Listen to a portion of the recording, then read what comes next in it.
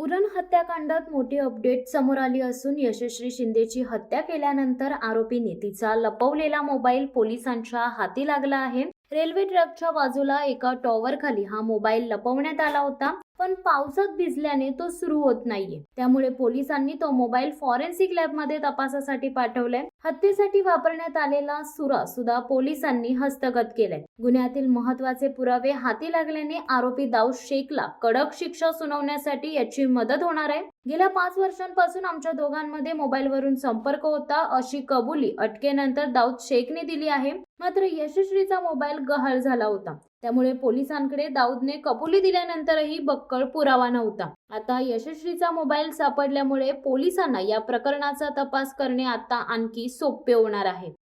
Uran police station येथे दाखल यशस्वीच्या मर्डरच्या गुन्ह्यामधील आरोपी दाऊद वसुद्दीन शेख याला अटक केल्यानंतर त्याने मर्डर केल्यानंतर जाताना हत्यार आणि यशस्वीचा मोबाईल हे लपवून ठेवलेले होते।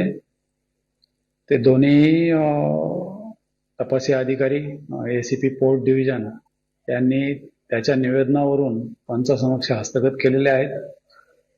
यशस्वीचा मोबाईल त्याने ट्रेनने जाताना एक टॉवर आहे त्या टॉवरच्या जवळ गवतामध्ये टाकलेला होता।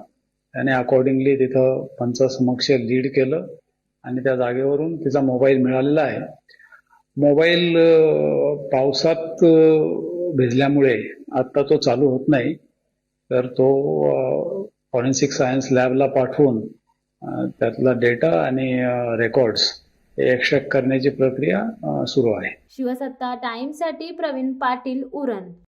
दे धडक बेधडक वृत्त देणाऱ्या आपल्या शिवसत्ता टाइम्स न्यूज चॅनलला लाल बटन दाबून सबस्क्राईब करा आणि बेल आयकॉनला क्लिक करायला विसरू नका।